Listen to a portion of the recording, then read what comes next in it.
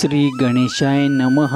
अवधूत चिंतन श्री गुरुदेव दत्त स्वामी समर्थ महाराज की जय। नमस्कार श्री स्वामी समर्थ मित्रांनो, हे स्तोत्र रोज सकाळ संध्याकाळी देवासमोर बसून बोला। आजवर वाईट शक्ती सर्व बाधा तुमच्या घरातून नष्ट होतील। घरात सतत कोणी ना कोणी आजारी राहत असेल, काही व्याधी होत असेल तर या स्तोत्राने घरात चमत्कार होऊ लागतात। घरात देवी शक्ती नांदते, स्वामीची कृपा होते, नजर दोष दूर होऊ लागतात। म्हणून महिला असेल पुरुष असेल कोणीही घरातल्या कोणत्याही सदस्याने जर आपल्या देवासमोर बसून रोज सकाळ संध्याकाळी दोन्ही वेळेस अगरबत्ती दिवा लावून हे स्तोत्र वाचायचे आहे।